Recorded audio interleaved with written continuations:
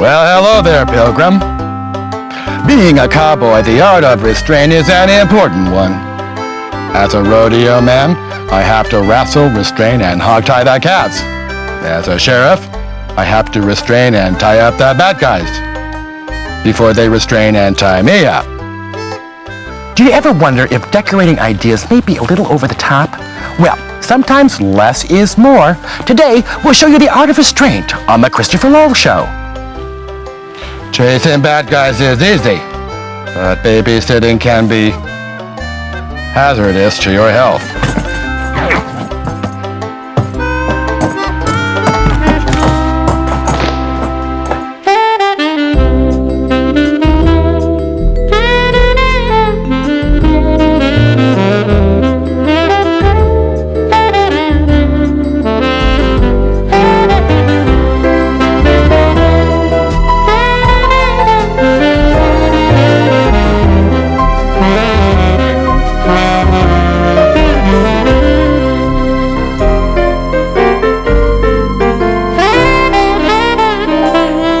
Hello everybody, I'm Christopher Lowell. Every year we do approximately 65 shows loaded with content and hopefully great information that we'd like to think will continually motivate you to make your home a reflection of who you really are.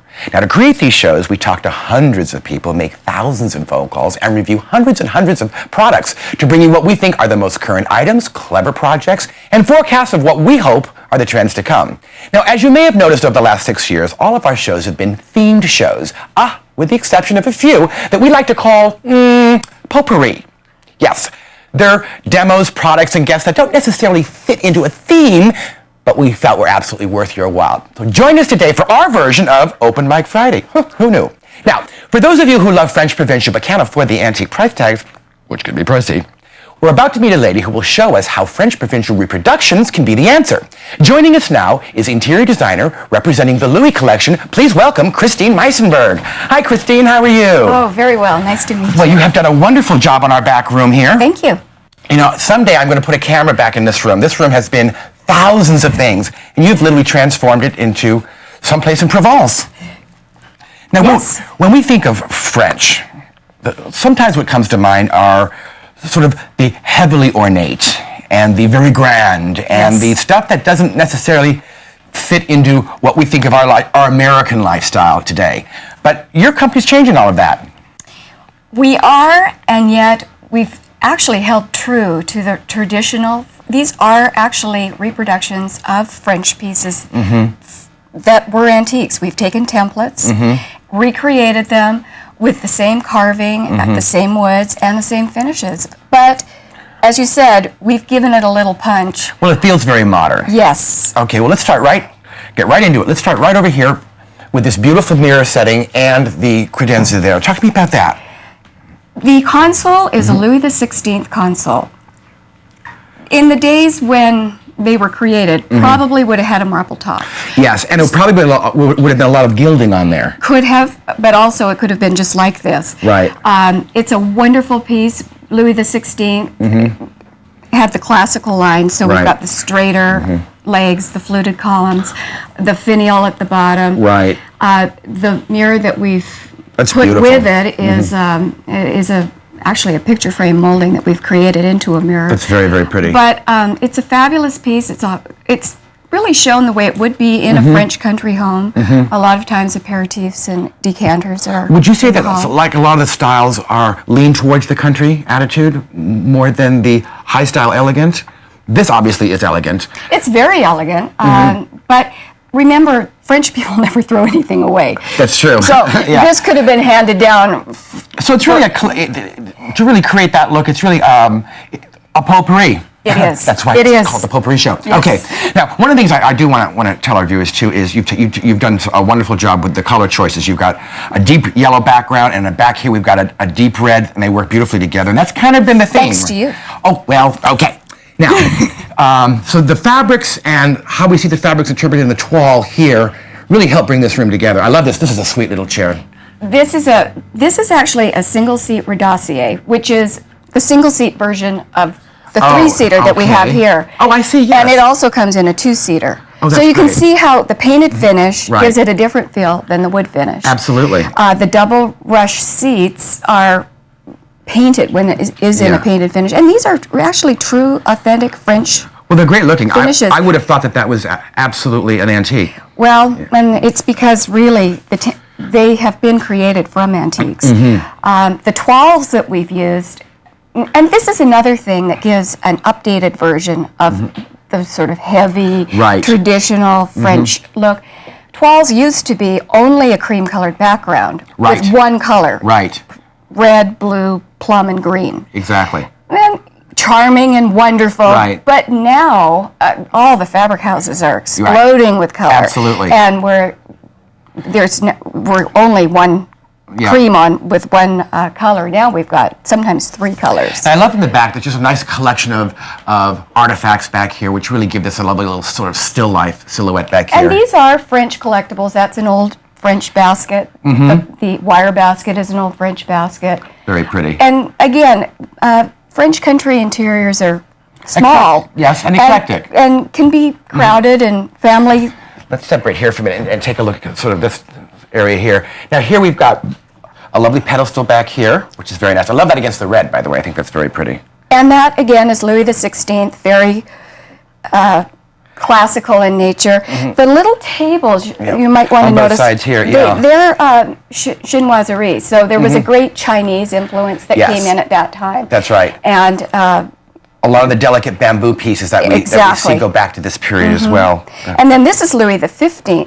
Yes, Louis XV, and it is Rococo period with the curved cabriole legs, lots of flowers and ribbons, and it was a very sensuous, opulent time. Right, And, but it's here again. I think it's the comfortable sort of country toile attitude that sort of balances it out a little bit, makes it more user friendly. and this is a farmyard toile, so it's less formal than some of the Right. toiles. Let's talk about now this big hutch. This is a big, massive piece. It is. This is a Vassallier, and it is a piece that would have been used at the time 200 years ago, can pass down into French country homes. Very useful piece. Would hold linens, pottery, tons of storage. serving Yeah. pieces. Very, very useful. Obviously, entire households had to use one piece of furniture as their mainstay, and because of the environments were small, one piece did all the work. Yes. And this table, does this match this? No, this is very different. This is also Louis XV. It's very curvy, and Yeah. it has the cabriole legs, lots of lovely carving. We've done this one in the 2 tones. So Right. we've got a wood top and a painted finish, which people don't have to be afraid of. Right. And I noticed you've even done 2 different styles of chairs, We have. which I think is a very clever idea. And again, this is a wonderful example of Rococo. The With the shell cocoa top. part of Yeah. the name being shell, and so that is very common. And the flowers, the ladder back. It's very comfortable. It's a very sweet setting. I love it. Thanks, Christine. Thank you. Thanks very much. Okay, now, up next, we're turning the tacky into terrific. That's right. A great room divide from the local produce department? Yeah, hurry right back.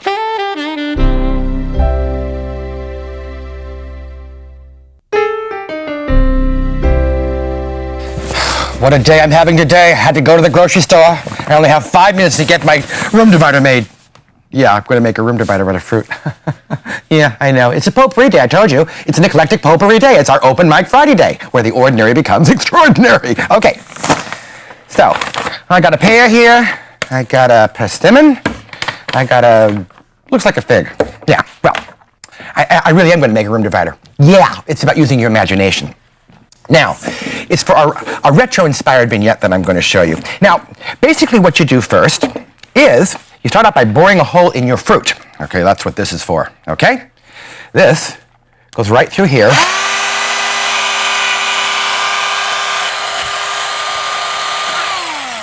And out the other side. Okay, now, here's the key. How do you get this through this? Well, it's with a tufting. Whoops, I just lost my peach. That's okay. Now, here's what I'm going to do. I'm going to take this monofilament, and you see right here on this tufting needle, there's a little jog right there. Okay. I'm going to take that. I'm going to thread that through like so. Okay. Then I'm going to put the slack back, take it off, remove,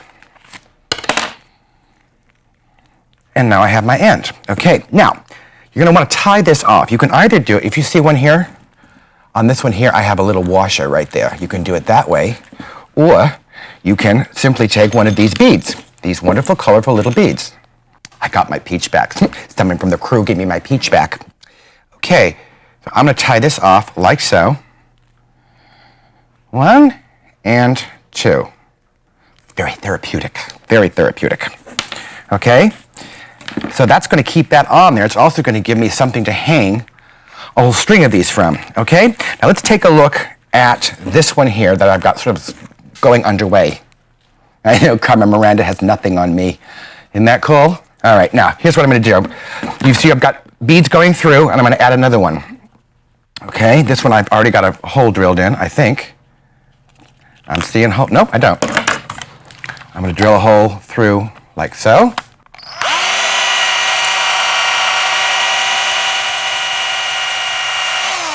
Huh, this one's made out of rock. Who knew?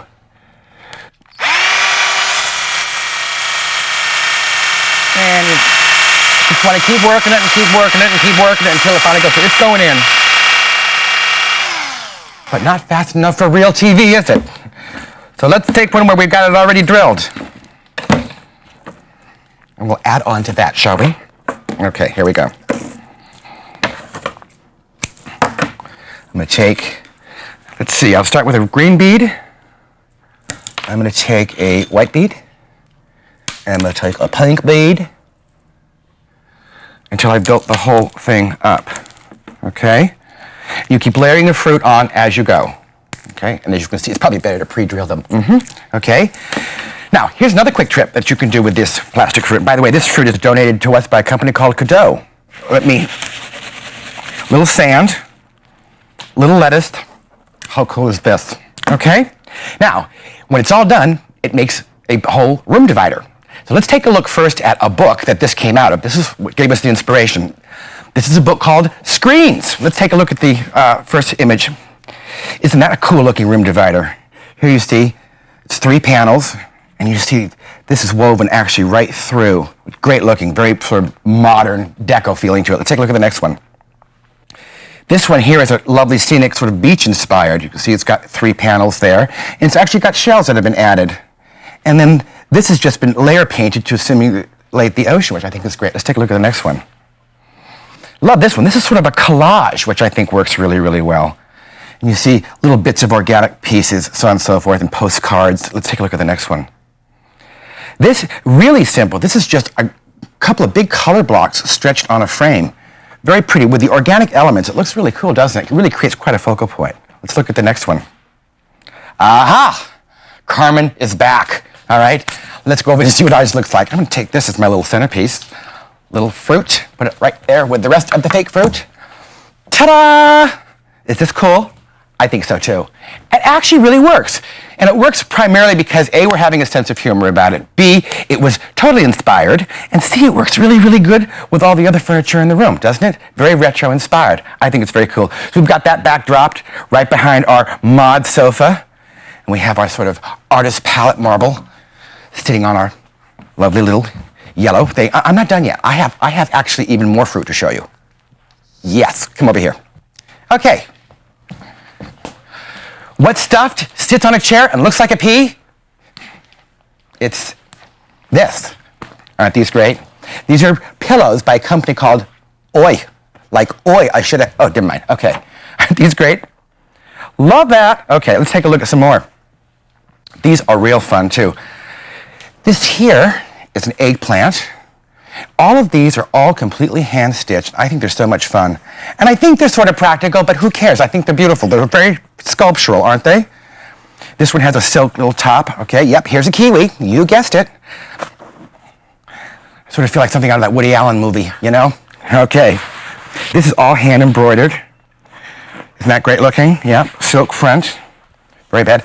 And you could put a red thing here and you got yourself a martini olive. Okay, let's move right along This is very elaborate. Look at this. Isn't this pretty? This is a pineapple that's all done with cross-hatching, which is so beautiful. Takes a lot of imagination to come up with something like this. And this, of course, has then layers of velvet that form the crown, which I think is nice. Here we have a green apple and a peach. That's great looking. Yeah, I think they're terrific looking too. Now these here are all tied together, and they actually, you can adjust these leaves to sort of turn them any way you want to because they're all wired. This is all wired as well. What a great idea, huh? This one here does the same thing. Very cool. And, that's right, we got a carrot with a boa. Okay, I don't want to hear anything from you guys out there. All right, isn't that cool? Fun, fun. Finally, we have, I think that's a green pepper is what that looks like. And finally, my favorite, which is, yeah, they're grapes. That's right. It's a throw pillow for you. Yep, it's a grape throw pillow. Love that. All right. I think we've had just about enough, don't you? Okay, now our next guest on Open Mic Friday is really with the blooms. More creative ideas when we come back, so don't you go away. Whatever.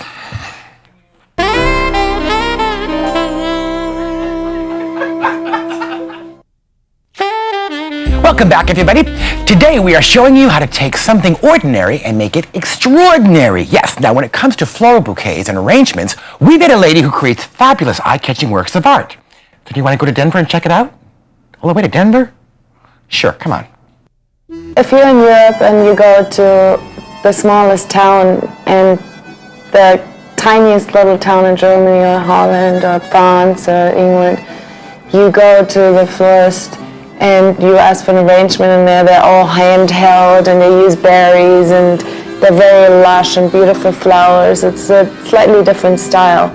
One other reason why I refer to European style, it's because of the typical arrangements that I kind of do it's French country style and English garden style. That's the lush, arranged, very tight arranged with just the nicer flowers like roses, freesia, anemones, tulips, stock, versus carnations and Gerber daisies and gladiolas. Anuschka Pashel is the owner of a floral design company in Denver, Colorado.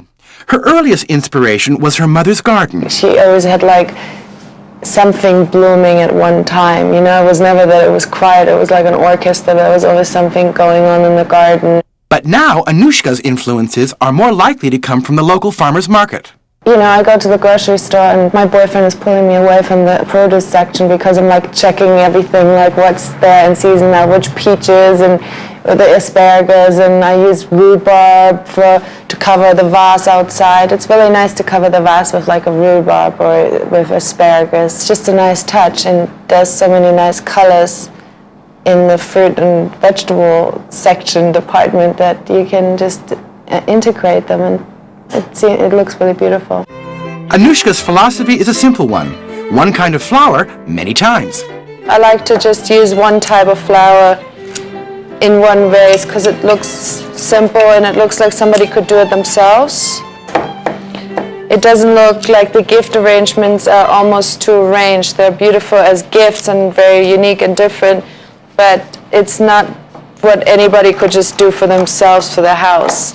But a rose bowl like this, anybody should be able to do that. It's just cutting all the flowers the same length and then creating a nice shape.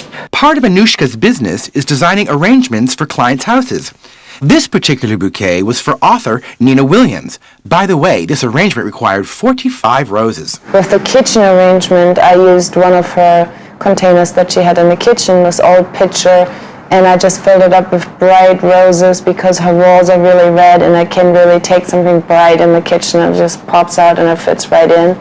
And for the living room, I used the green terracotta pot that was just sitting there, and it just invited itself for an arrangement. And she has this big mural there of lavender fields and stuff, and that's again why I chose the artichokes, because it kind of fits this whole earthy feeling. Here are a few tips for making your own arrangements with European style. I usually start with the base with a beautiful leaf, like Skimmia or Hedera or Magnolia leaf is a beautiful leaf. And I built my structure with the leaf. And that's really the most important part, because you have a vase and then you arrange the greens, and then in the end you just add the flowers. The important thing, the base, is your greens. The shape of your greens, how the greens look in the vase, is really how the arrangement in the end is going to come out. You should always cut a flower in an angle, and always with a knife, never with clippers. If you use the clippers, then you close the flower, the stem, and it's hard for the flower to drink. But if you cut it in an angle like this, then you have one clean cut and it's easy for the flower to drink. Before I put the flowers in the vase, I kind of measure it always right next to the vase to see the height. So this is kind of short, so maybe I'm putting it on the sides a little shorter because they go in an angle, and the ones that are in the middle, they actually have to be a little taller. So I'm constantly, before I put the flower in the vase, always measuring it. It goes sort of automatic. See, this is almost a little too high, so I'm cutting it again. Putting it in, it falls right into place. Anuschka is a successful businesswoman with a loyal clientele, but like most artists, she still goes back to the first source of inspiration, her mom. She was knitting sweaters, and once she knit the sweater that she used different fabrics like silk and cashmere, and she used all these different reds and pinks, and I was like, Mom, this looks horrible, this doesn't work. And now when I look at my arrangements, they look very much like that sweater, kind of. There is beauty in simplicity, isn't there? Okay. Now later on, you're all invited to join us for a little spot of tea, but first, you're going to meet a lady who's going to show us a way to develop our own fabric. Right, photosensitive fabric. It opens up a whole new world of possibilities. Who knew? Hurry back.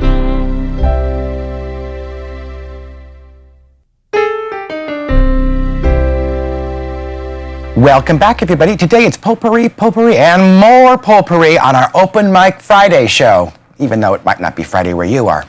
Now, you know how much we love using fabric around here, but sometimes it can be expensive and sometimes not even available in the patterns that you want. Well, our next guest is going to show us how to take an ordinary piece of fabric and turn it into something extraordinary. Joining us now is the author of Fabulous Fabrics. Please welcome the fabulous Mary Jo Hiney. How are you, darling? Thank you. Welcome. I'm fine. Good. Now, you're going to actually show us, explain to us what this fabric is and what it does. Okay, this is a photo transferring process. Photo transfer process, That's okay. Right. That's right. It's called cyanotype or blueprinting. It uses a chemically treated fabric. A chemically treated fabric. That's right, which you purchase. Which you purchase. Where do you get that? From a company called Blueprint Printables. Okay, do they have a website? Yes, they do. Okay, Blueprint Printables, great. All right. Then the fabric is exposed to ultraviolet light. I see. And over a period of time, then the image is transferred onto the fabric. Oh, how interesting. Here are some examples of that, right? That's right. This is where a piece of lace has been used, look at placed that. in the sun. Oh, that's interesting. And then this is acetate. So this is laid down on top of it. That's right. And you pin it really closely. Okay. So this is done out in the sun. The sun exposes it, and when you remove this is what you get. That's right. Oh, how and, cool. And this is just a weed from my backyard. A little dandelion top. Oh, it's something. Yeah. And this is, you can see where the piece of jewelry was. Oh, for heaven's sakes. And then you removed it. Isn't that interesting? Yeah, and these are photocopies from a copyright-free book like a Dover publication that are copied at your copy spot onto acetate. And these are the images that I used on the screen. So this would act the same way this is, because essentially what's happening is where the sun is blocked is where you get the image. That's right, exactly. Ah, okay. And it's one of the most permanent photographic processes known. Is that right? Okay. Okay, so the first thing that you're going to do is take your fabric out of the light-proof bag that it comes in. This is what it comes in. Okay. Right. Now, how much of this do you get in a pouch like this? You can get 10-inch squares, or you can buy 3 yards of fabric. Okay. It's up to you. So they order it, and whatever they cut, they put in the bag. Yeah, so you can order yardage or cut squares. Okay. And then you take the piece of fabric and you put it on a firm board that you can pin into. Okay, you've got it just here on a piece of foam. Here. That's right. You can also use... And you've got quite a bit of pins in here. A lot of pins because the image has to be as close as possible to the fabric. Okay.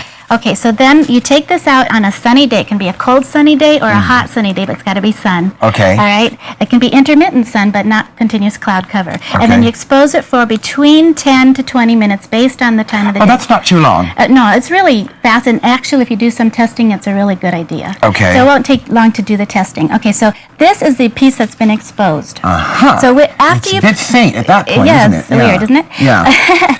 After it's been exposed, you take it in the house and then remove the image. Okay. And then this is what you get. Now, this background here is green. That's right. This background here is blue. Right. This is the part. This is where the chemical reaction takes place. This is the first chemical reaction. Okay. Then the second chemical reaction takes place when you take this piece and rinse it in cold water until the water runs clear. Okay. And then it comes out with a white, where the white background shows, and the fabric surrounding is the Prussian blue. It's sort of like almost like an X-ray. Kind of, yeah. Isn't that interesting? Oh. Okay. So if I order this fabric, am I going to get it in green? You can get it in green, you can get it in turquoise color, you can get it in a magenta color, or you can get it in an off-white color, but it all looks weird. Yeah, it all looks weird, okay. Okay. All right, so then this is where I stopped on the screen because it's a really beautiful color, but you can take this and remove the blue and turn it yellow by soaking this piece in TSP and water. That's this here? Yeah, it has to be TSP. There's other chemicals, but TSP is really readily available. Where do I get this? Hardware store. Okay, there we go. Okay, so after that, so it takes about 2 minutes to take out that blue color, and you get this really pretty golden yellow piece, and you can leave it like that. Now, we used a really detailed image, so the yellow is a little bit faint, but it's still pretty though. Yeah, it's still nice. Okay, then we can do one more thing with this. We can take this yellow one if we want and put it. Shall I remove these tea bags? No, we'll just stick it in there. Okay. This is steeped tea, and it takes less than a minute to turn this piece this brown tone color. Okay, well, let's let that sit there for a minute. Let's take a look at one of the screens that you've made utilizing several of these images. Oh, there you see. You've got quite a bit of yardage there. Yeah, that was a 3-yard piece, and now you could actually do family photos on this, couldn't you? You could, yeah, you could do. That's when it really gets cool, when you really start doing some specific customizing. That's really beautiful. Now we're going to come back and see more of that vignette. Alrighty. And while that tea is in there steeping, let's go over and take a look at. What I want to tell you about is that you have, once you're ready to launder, you have to use a phosphate-free soap. Okay. So I'm that's glad why you brought that up. Laundry, Okay. ivory soap. Ivory. There you go. Okay. Alrighty. Now we'll go on Now we're going to talk about theorem painting. Theorem painting, yes, okay. It's just a fancy word for stenciling, but what makes it be a theorem is that there is layers to the stencils. Okay. All right, and we're doing this on cotton velveteen, which was a parlor art in the 1800s. Oh, is that right? Goes all the way back to the... how interesting. It lost its charm by the turn of the century. Oh, it did? Everybody was kind of over it? Yeah. Well, pretty much. It's all coming back again. Okay, all you need to paint on velvet is any acrylic paint that can be heat set with an iron. Okay. So this is a gel paint, and these are metallic paints, and they are gorgeous Lumiere. It's very pretty. Really wonderful paint. Okay. All you do is take the paint and go... Get a lot of it off the brush. Get it off the brush, and then swirl the paint on. Really simple. And you can see that I've taped the stencil down with the painter's tape, and see I can get a little bit more. So it's a basic stenciling process. Okay. And then we just take off the tape. Oh, well, that's taking. Let me do this. Yeah, let's do it that way. Oh, that's very pretty. And ta-da. Okay, so we do that, and then the next step we can do is add our second layer, or add our detail. Now, this is a very heavy sort of acetate cutout, isn't it? Right. This is just another copyright-free image that I just copied and cut out my own. This one I pounced because it's such a little tiny space, so pouncing is a little bit easier with that, and then that just lifts right off. There you go. And you get the detail with it. So very pretty. It's just a really simple piece. Let it dry, and then heat set it with an iron. Heat set it with an iron. Okay, great. Yeah. Now, let's take a look at some of these. All right. How's our tea doing? Should we take that out? Or are we just, oh, yeah, this is probably black by now. Oh. It only takes about less than a minute. Really? Yeah. Okay. You can see it's really dark. And then this gets rinsed. And there I can see a little bit of my image right there. How cool. Isn't that amazing? So you can actually control how dark you want that. Yeah, you can. Okay, now this is... These are just different kinds of I'm just going to velvets. quickly go through this. Alrighty. There's that one. You see this one? That's a silk and rayon blend. That was pretty. hand dyed. That's just a cut velvet. Lovely. Rayon. Yeah, and this look was an embossed velvet that is just stenciled on Very top of. pretty. Let's go over and take a look now at the tablecloth that's been done. Isn't that pretty? It's got a little bit of jeweled beads at the end of it. Now, many of the people who are in the craft world know you as a very prolific book writer. So you've got tons of books out on everything from beading and lace and all of that. That's right. You're Miss Fabric, aren't you? It's very nice. Thank you so much. Thank you, Christopher. Isn't she sweet? I have a She's so wet cute. hand. Oh, that's okay. That's okay. Mary Jo, thanks so much. Thank you, Christopher. Okay, coming up, we're going to meet a guy who transformed a simple home into a really wonderful space. But next, I'm late for a very important date. Great ideas for Queen's Tea when we come back. Hurry back.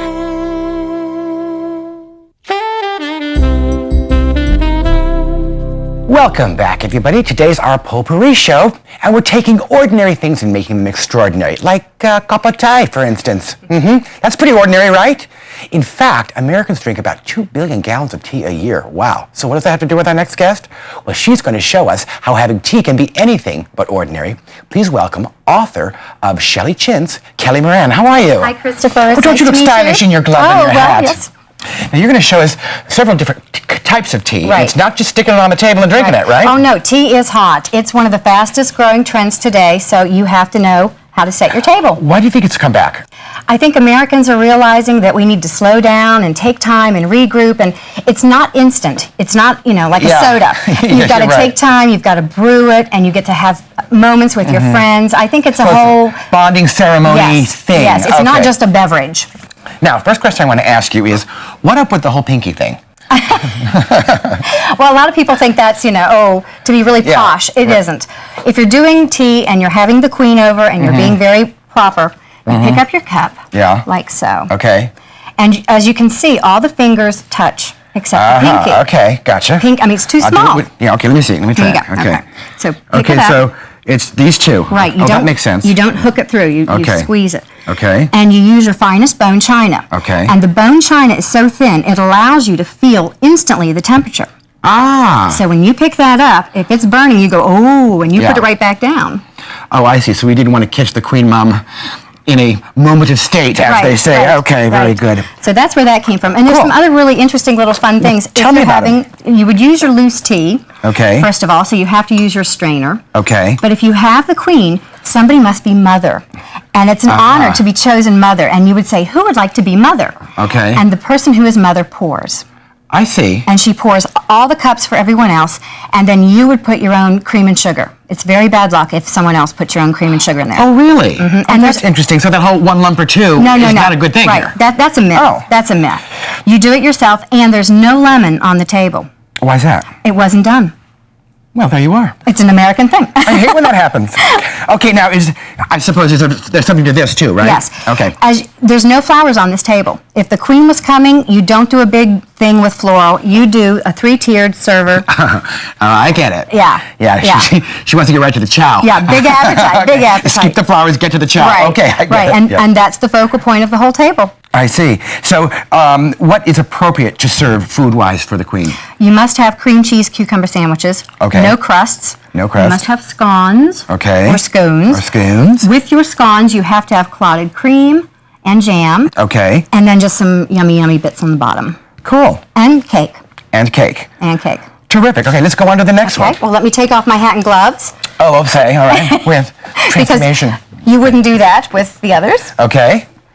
Now, this one represents what? This is very pretty. Well, one of the things people are doing with tea is for bridal showers. It's very, very popular. Yes, it is. So this is a fussy, frilly chintz girls tea. Okay. And I brought out some of my Shelley Chintz, which is called Maytime. I see. And I've used lots of flowers, and as you'll see, there's no formal 3-tiered server. Now I've just used 2 regular pedestal and stacked them up. Gotcha, like the cake plates. Right.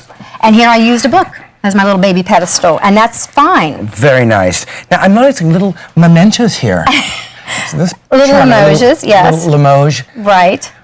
For your sacrament, and you have little mementos here too as well. Right. It's very sweet. Right, and we're using a fun sugar with the multicolors. So this is really more let's get together and dish. Right. Gotcha. Right. And I'm using 2 teapots so that my girlfriends can try different types of tea. What a great idea. That's a terrific idea. Now, Shelley Chintz, talk to me about that for a minute.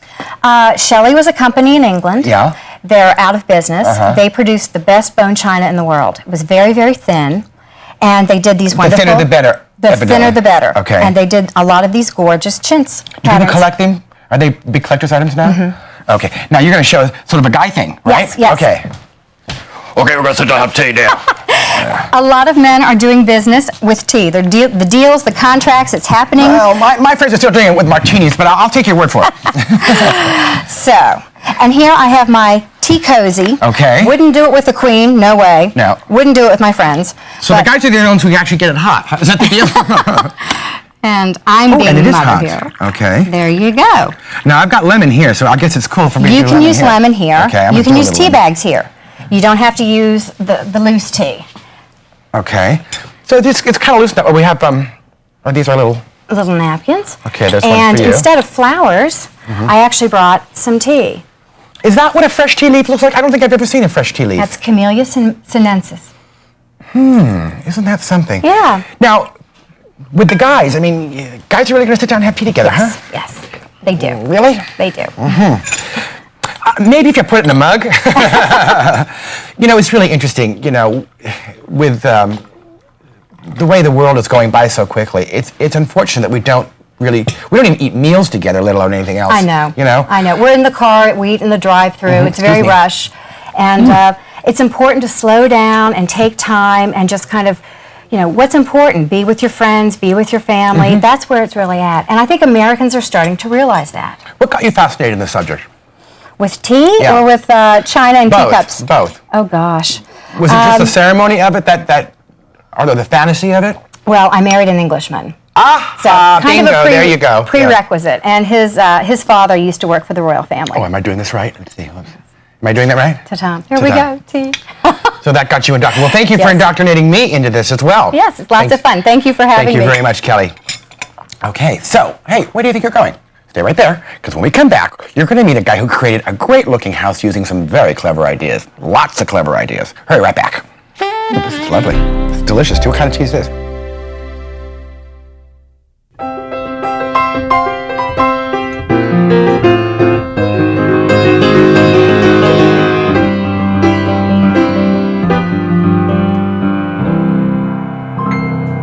Welcome back, everybody. Today we're showing you ways to create extraordinary rooms and spaces. And cool stuff.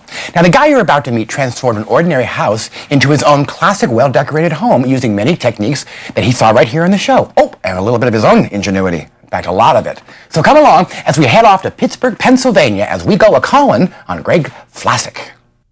When Anthony Seeker and his roommate Greg Flasik bought their Pittsburgh, Pennsylvania home, construction wasn't even complete. But they told the workers, stop, and moved on in. But before it was done, because it was in a good location, nice neighborhood. With it being unfinished, we were able to add whatever elements we wanted and do the things that we wanted to it instead of having someone else do it. Their living room walls are the perfect example of how they used a simple technique to create a look that's unique. We took leftover paint from all our other projects and we basically sponged it all over the wall. And we liked the way that it turned out, so we put a coat of gloss polyurethane over it, which made the whole wall actually pop on us, which is nice. On our other wall, we basically rolled it out with flat paint, took the exact same color with a gloss paint and sponged it on, and we got a nice effect here also. They carried the same gold tones into the adjoining kitchen. Some architectural elements added a little extra flair. Love that. This is Greg's area of the house. As a professional chef, it was important to him to have a nice kitchen area. We basically put a wallpaper border on the soffit up here, and we decided to carry the lines around with crown molding. We were afraid of the kitchen being too dark, so to make it lighter, we decided to put mirror behind the stove and behind the countertop. Greg designed an island for extra counter space.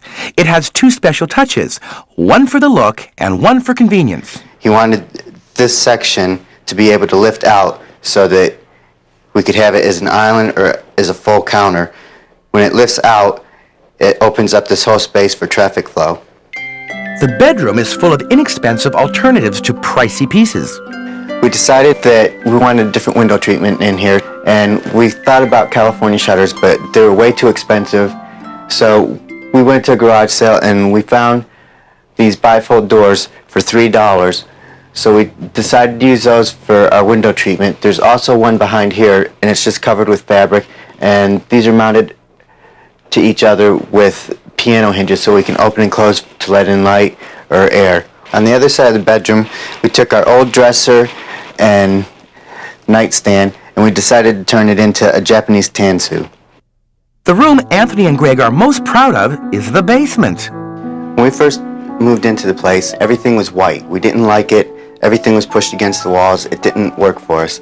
You felt like you were in a big empty bowling alley with a big center and everyone had to yell across the room to talk to each other. We decided to keep the white furniture, but instead of having the white walls, we went with the darker colors, got them the way we liked them. It's more comfortable and it's more arranged because we've put the furniture on angles. We faced everything towards each other so that it's more of a conversation area. They installed crown molding to help give the space character. They also built a fireplace to add that cozy feel to the room. The mantel itself is an antique that we got from a friend of ours, and when we got it, it had a lot of layers of old paint and everything on it. We stripped it down. We're really happy with it, and it really makes the room. A Soji screen separates the seating area from the wet bar. Limited space forced them to use their imagination to create a home for their large fish tank. We decided to take the fish tank and put it in the laundry room behind here. When we did that, we opened up a hole in the wall and we decided to do a little bit different of a wall treatment, and we tried to make it look more like leather. We basically sponged it on, rubbed it, played with it a little bit until we got the technique that we wanted. Anthony and Greg are satisfied that all their hard work has paid off. We're in the house and we look around and see everything that we've done. It's pretty relaxing. It's good to know that you can have people come over, they're not afraid to sit down and touch anything.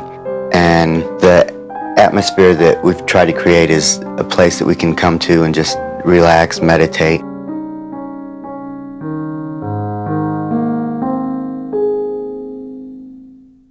Wow, wasn't that terrific? I want to say hi to all my friends in Pittsburgh. I used to live there too, and thank you, Greg. You did a great job. Okay, viewer mail time. Let's see, my first one is from Diana, and she's from Arlington, Texas, and she says, Dear Christopher, I had a plain linen closet door at the end of a hallway. There you see the door. I turned it into a French door with mirror tiles, wood strips, drapes, a plant, and an uplight. Wow, I think it looks much better. Let's see what the results are. There, ta-da! Isn't that terrific? Extends the look of the hall. Almost looks like there's another room there. Diana, someone's been paying attention. That looks great. Let's take a look at the next one. This one is from, number 2. Got to do them in order. This one is from Cindy, and she lives in Washington, and she says, Dear Christopher, please advise me as to what I should do with my brick fireplace. Some friends have suggested painting it, while others insist I leave it alone and decorate around it. Well, here's the deal, Cindy. Do you like brick? If you don't like brick, then paint it. I'm serious. There's a couple of things you can do here. You've got a fairly modern looking thing here. Yes, if you painted this, you can also take like a wood stain, let it separate so all the sludge goes down to the bottom. Take that sludge and put it over the top of the whole thing so you'll see it just like gives it a translucent like whitewash to it. Now, if you don't like the brick at all, what you can simply do is make yourself a plywood surround. Build a mantle into that plywood surround, take the top and trim it out with some molding to simulate the look of panels up top, finish off the top of it with a little bit of crown molding, and you could actually make a whole facade for it, which means it's open to all those realms of possibilities, okay? So let it be your inspiration. Well, that is our Potpourri Open Mic show for today, everybody. You know, having the kind of home you've always dreamed of begins with the dream. That's right. A dream is, in essence, the inspiration. It could be a sound that you love. It could be a picture that you've seen. It could be something that someone said that may spark that inspiration. In fact, every single thing that you see around you is a result of someone's inspiration, whether it be a computer or an ordinary sink sponge. Yeah. Inspirations are what I call creative prayers. That's right. We sometimes ignore these little flashes of brilliance And these moments that seem so inspired because they didn't come in the pictures that we asked for. That's not good. Those are little miracles that are going whew. Many times we'll be inspired by something, and then that negative voice in our head says, you can't do that, and the inspiration, gone, forever. The reality is, there is no reality in inspiration. It's a dream state. It's a world where nothing but possibilities live. That's right, where anything can happen, and everything actually does live up to one's expectations. Once you've found that dream, tell it to others. Enroll them into making that idea 3D reality. From there, it's a breeze. It's simply a matter of getting the job done. So, dare to dream. You can do it. Bye for now.